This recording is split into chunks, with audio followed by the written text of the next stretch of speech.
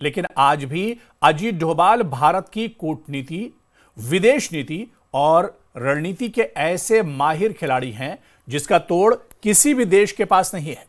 लोग उन्हें भारत का जेम्स बॉन्ड कहते हैं, लेकिन हकीकत में अजीत डोभाल भारत के वो सपूत हैं जो हर मिशन में सोने की तरह खरे साबित हुए हैं। देखिए।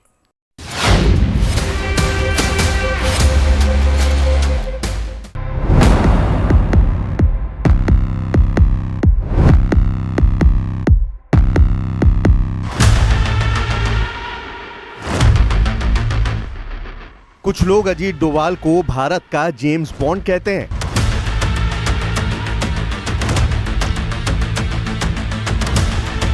तो कुछ शून्य से वार करने वाले रणनीतिकार कहते हैं। 1945 में उत्तराखंड के पौड़ी गढ़वाल में जन्मे अजीत डोभाल को भारत के सबसे कामयाब और खतरनाक जासूसों में गिना गया है।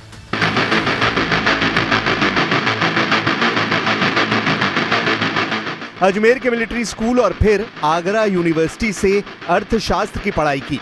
अजीत डोभाल के पास भारत की सुरक्षा से जुड़े इतने किस्से हैं जिन पर कई किताबें लिखी जा सकती हैं और लिखी भी गई हैं। जाहिर है इनमें से कुछ किस्से रोंगटे खड़े कर देने वाले हैं।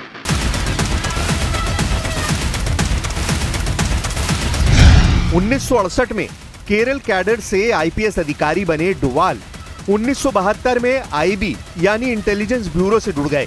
1980 और 90 के दशक में उन्होंने मिजोरम, पंजाब और जम्मू कश्मीर जैसे कई मिशन अंजाम दिए जो आंतरिक सुरक्षा को लेकर काफी अहम रहे।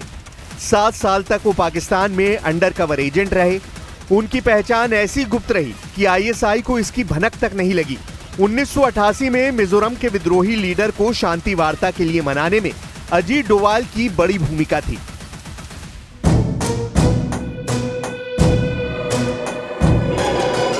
ऑपरेशन ब्लू स्टार को अंजाम तक पहुंचाने में अजीत डोभाल का बड़ा हाथ था। वो खालिस्तानी आतंकियों के बीच पाकिस्तानी जासूस बनकर रह रहे थे। वहीं पाकिस्तान में बतौर जासूस गुजारे उनके 7 सालों की चर्चा हमेशा होती है। लाहौर के अंदर में एक बड़ी भारी वो है औलिया की एक मजार है जिसपे बहुत सारे लोग आते हैं। तो नेचुरली मैं क्योंकि एक मुस्लिम उसमें रहता था और उसके साथ में रहता था, तो मैं 2014 में जब नरेंद्र मोदी प्रधानमंत्री बने तो उन्होंने अजीत डोभाल को NSA यानी राष्ट्रीय सुरक्षा सलाहकार बनाया। उसी के बाद से डोभाल ने कई अहम ऑपरेशन की रणनीति बनाई और उनको शुरुआत से अंजाम तक पहुंचाया। इनमें सबसे बड़े ऑपरेशन रहे 2015 में म्यांमार में घुसकर उग्रवादियों पर हमला, 2016 की सर्जिकल स्ट्राइक जो उरी में हुए आतंकी हमलों के बाद की गई, 2019 में पाकिस्तान की बालाकोट एयर स्ट्राइक जो पुलवामा हमले के बाद की गई। जम्मू कश्मीर से 370 हटाने की रणनीति में डोभाल की भूमिका काफी अहम रही। मई 2025 में ऑपरेशन सिंदूर में ज्यादातर टारगेट अजीत डोभाल की सलाह पर फिक्स किए गए। We decided to have 9 terrorist targets in the crisscross of Pakistan. It was not on the border area something, which we thought were there this way. We missed none.